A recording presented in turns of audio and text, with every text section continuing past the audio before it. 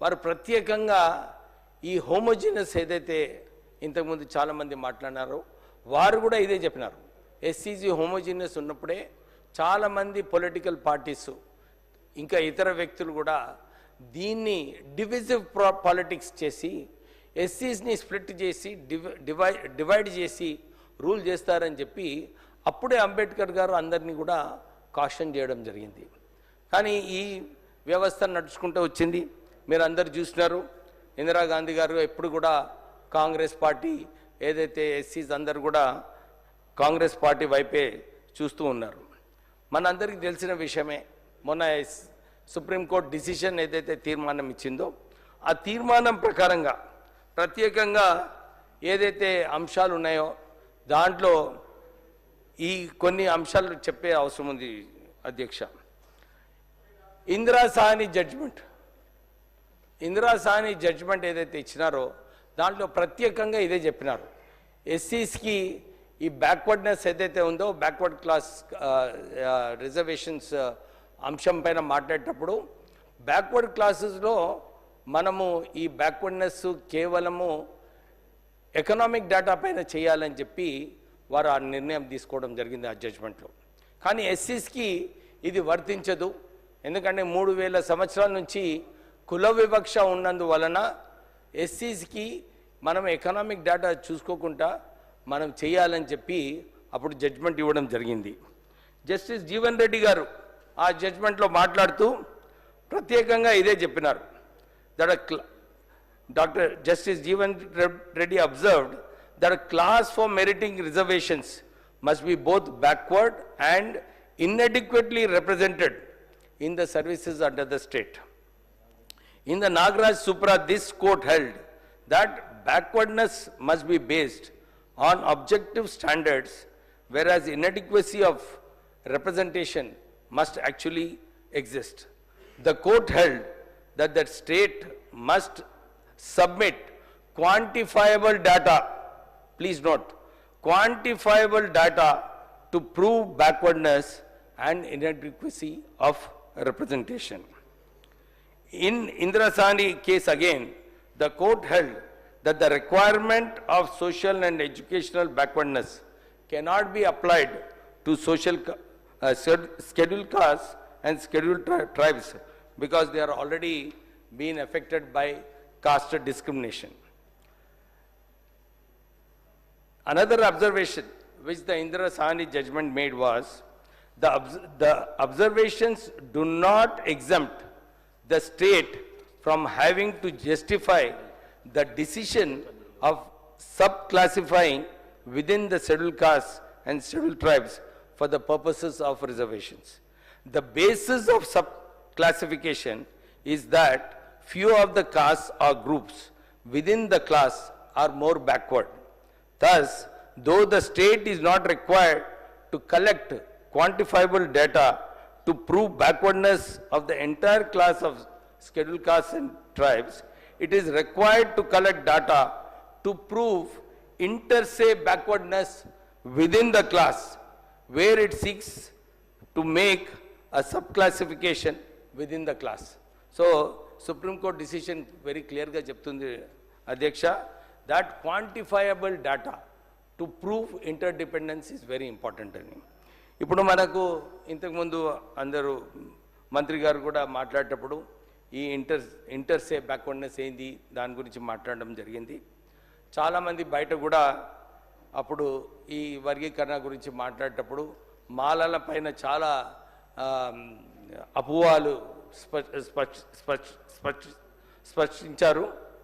ఎందుకంటే నేను కూడా కొద్దిగా డేటా తీసుకున్నాను 2016 నుంచి 2014 వరకు. ఎందుకంటే చాలామంది ఎంపిరికల్ డేటా గురించి ఏదైతే ఉందో మా ఒపీనియన్లో ఎంపిరికల్ డేటా ఈజ్ జాబ్స్లో, ఎడ్యుకేషన్ అడ్మిషన్స్లో, గవర్నమెంట్ బెనిఫిషరీస్ ఎంతమంది ఉన్నారు ఏంది అని చెప్పి ఆ డేటా చెప్పడం జరిగింది. కొందరు బయట పోయి తప్పుడు ప్రచారాలు చేశారు. మాలాలే అన్ని రిజర్వేషన్స్ తీసుకున్నారు, మాలాలే అన్ని ఉద్యోగాలు తీసుకున్నారని చెప్పి తప్పుడు ప్రచారాలు చేశారు. అందరికీ తెలిసిన విషయమే 2011 సెన్సస్ తీసుకోవడం జరిగింది. కానీ తెలంగాణ ఉద్యమం వచ్చింది అధ్యక్ష, దీని గురించే వచ్చింది అప్పుడు ఆ రోజులలో తెలంగాణ ఉద్యమం ఎందుకు వచ్చిందంటే తెలంగాణలో చాలా తక్కువ మందికి ఉద్యోగాలు వచ్చాయి, తెలంగాణలో నష్టమైందని చెప్పి అప్పుడు అందరూ ఉద్యోగాల గురించి ఉద్యమం చేయడం జరిగింది. రిజర్వేషన్స్లో కూడా అదే పరిస్థితి ఉండే. ఆ రోజులలో తెలంగాణ మాలలకు కూడా ఏదైతే అందరు బయట ప్రచారం చేశారో అలా జరగలేదు అధ్యక్ష. Just to get to the notice of the house. ఎందుకంటే తప్పుడు ప్రచారాలు చేసినప్పుడు దాన్ని తిప్పికొట్టేది కూడా అవసరం ఉంది. సో మీ ద్వారా ఈ ఇష్యూ చెప్పడానికి నేను ఈరోజు చెప్పడం జరుగుతుంది.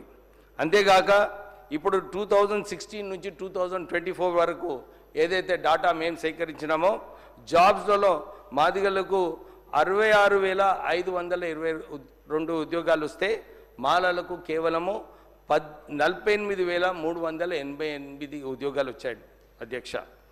డబుల్ బెడ్రూమ్ ఇల్లు కూడా 64,351 ఇల్లు డబుల్ బెడ్రూమ్ ఇల్లులు మాదిగలకు వస్తే 41,413 కేవలం మాలలకు రావడం జరిగింది.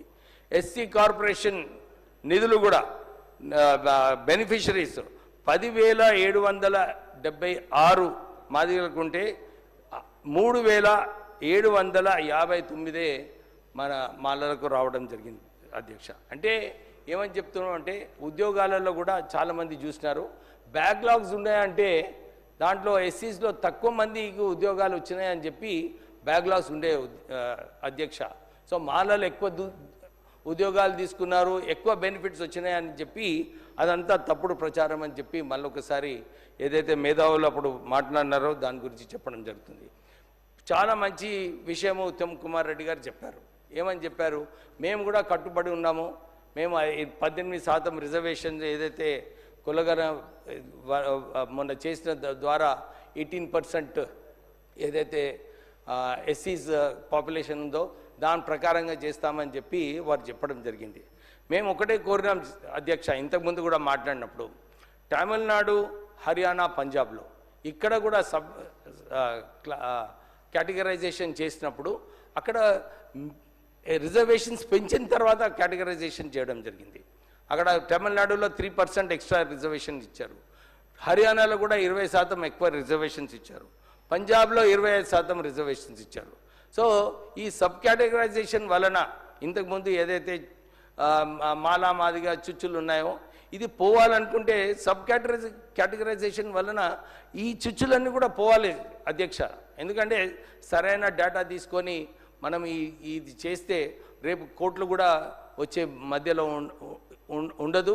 కానీ ఏమవుతుందంటే ఫ్యూచర్లో మాల మాదిగలు కూడా కలిసి ఉంటారు, వారికి కూడా బెనిఫిట్ రావాలంటే డెఫినెట్లీ మీరు 18% రిజర్వేషన్ చేయాలని చెప్పి ముఖ్యమంత్రి గారిని మొన్న కూడా కోరడం జరిగింది. మళ్ళొకసారి మీరు తొందరగా తీసుకొస్తే అది బాగుంటుంది. రేపు బడ్జెట్ పెడుతున్నారు ముఖ్యమంత్రి గారు, ఇంతకుముందు కూడా నేను అపీల్ చేయడం జరిగింది. జనాభా ప్రకారంగా మాకు 18% బడ్జెట్లో పెట్టాలని చెప్పి కూడా మేము మీకు కోరుతున్నాము. దీని ద్వారా ఈ బడ్జెట్ ద్వారానే ప్రత్యేకంగా ఒక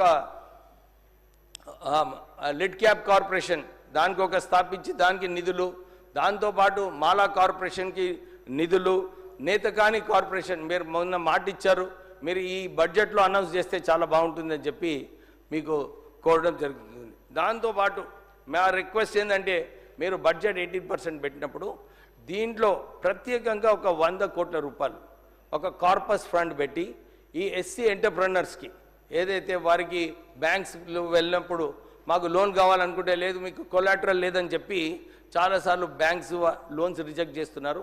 మీరు కార్పొరేట్ ఫండ్ పెట్టి ఈ కొలాటరల్ ఇచ్చి వీళ్ళకు లోన్స్ వచ్చేలాగా చేయాలని చెప్పి మీకు కోరుతున్నారు అధ్యక్ష. అంతేగాక ఎనీ కాంట్రాక్ట్ గవర్నమెంట్లో 10 కోట్ల వరకు ఉన్న కాంట్రాక్ట్స్లో దాంట్లో సుమారు 18 నుంచి 20% వరకు ఎస్సీ ఎంటర్ప్రెనర్స్కి కాంట్రాక్టర్స్కి ఈ కాంట్రాక్ట్స్ ఇవ్వాలని చెప్పి మీకు కోరుతున్నారు అధ్యక్ష.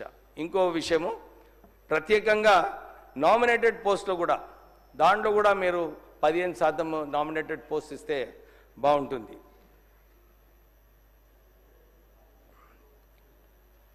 పొలిటికలీ మీరు ఏదైతే ఇంతకుముందు మన మీటింగ్లో చెప్పారో ఈ సబ్ కేటగరైజేషన్ ఏదైతే ఉందో నిజంగా మళ్ళీ ఒకసారి ఈ పాలిటిక్స్లో కేంద్రంలో కూడా చేసే అవసరం ఉంది అధ్యక్ష. కేంద్రంలో కూడా అక్కడ 14 లక్షల పబ్లిక్ సెక్టర్ జాబ్స్ ఉన్నాయి.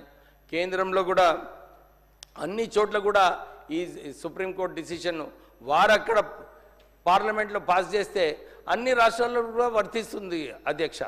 సో నేను అపీల్ చేస్తున్నాను, మీరు కూడా ఎందుకంటే ఎలక్షన్స్ ముందు మోడీ గారు వచ్చినప్పుడు ఇక్కడ వారే ప్రత్యేకంగా మాట ఇచ్చినారు, మేము ఈ ఎస్సీ వర్గీకరణ చేస్తామని చెప్పి వారు మాట ఇవ్వడం జరిగింది. వారు చెప్పే ప్రకారంగానే జడ్జిమెంట్ కూడా అట్లనే వచ్చింది. సో మేము కూడా ఇంతకుముందు నేను లాస్ట్ టైం కూడా చెప్పినాను, మాకు అనిపించింది చంద్రచూడ్ గారు ఏదైతే జడ్జిమెంట్ ఇచ్చారో కోరేగాంలో ఏదైతే దళితులు పేష్వాస్ మీద అటాక్ చేయడం జరిగిందో ఒక కక్షగా ఈ జడ్జిమెంట్ కూడా, ఎందుకంటే జడ్జిమెంట్లో నేను చదివినప్పుడు 500 పేజీలో కేవలము ఎట్లా రిజర్వేషన్స్ ఇస్తే ఇన్ఎఫిషియన్సీ ఉంటుందని చెప్పి ఆ జడ్జిమెంట్లో ఉంది అధ్యక్ష. ఎక్కడ కూడా అంబేద్కర్ గారు ఈ కుల వివక్ష గురించి ఎంత ఎస్సీస్ నష్టపోయినారో అని చెప్పి ఎక్కడ కూడా జడ్జిమెంట్లో లేదు. అయితే మేము ఇదే కోరుతున్నాము, ఈ జడ్జిమెంట్ ఏదైతే ఉందో సుప్రీంకోర్టు జడ్జిమెంట్ ఇచ్చినారో ముఖ్యమంత్రి గారు అన్నారు మేము ఎంపిరికల్ డేటా సరిగా తీసుకొని చేసినామని చెప్పి వారు చెప్తున్నారు. కానీ ఫిగర్స్ కూడా కొద్దిగా ఉన్నాయి, మళ్ళీ ఒకసారి చూసుకోవాలి. ఎందుకంటే ఈ డేటా సరిగా లేకుంటే మేము కూడా అప్పీల్ చేసినాము ముఖ్యమంత్రి గారికి, మాకు కూడా షమీమ్ అఖ్తర్ రిపోర్ట్ ఇస్తే మేము కూడా చదువుకుంటాము. ఎందుకంటే కొన్ని అపోహలు ఉన్నాయి, మాకు కూడా అర్థం అవ్వట్లేదు నిజంగా ఏం డేటా ఉంది, ఏం తీసుకున్నారు, ఎట్లా చేస్తున్నారని చెప్పి కూడా మాకు అపోహలు ఉన్నాయి. మీరు కొద్దిగా దీంట్లో మాకు కాపీ ఇస్తే, నిన్న కూడా అడిగినప్పుడు ఇవ్వలేదు ముఖ్యమంత్రి గారు, మీరు చెప్పిన తర్వాత కూడా నేను సెక్రటరీ గారు కూడా ఫోన్ చేశాను, శ్రీధర్ గారు ఇక్కడనే ఉన్నారు కానీ రెస్పాన్స్ చేయలేదు, ఎందుకు ఇవ్వలేదో రిపోర్ట్ మాకు అర్థం కావట్లేదు. ఈ రోజన్నా కొద్దిగా రిపోర్ట్ ఇస్తే బాగుంటుందని చెప్పి కోరుతూ, మళ్ళొకసారి అన్ని వర్గాలకు కూడా న్యాయం చేయాలని చెప్పి కోరుతూ, ప్రత్యేకంగా రేపు బడ్జెట్ ప్రజెంటేషన్లో 18% బడ్జెట్ ఎస్సీస్కి కేటాయించాలి, ఈ కార్పొరేషన్స్ కూడా అనౌన్స్ చేయాలని చెప్పి మీకు కోరుతున్నాను. Thank you. శ్రీ కొన్నింటి మాణిక్రావు గారు 1 minute.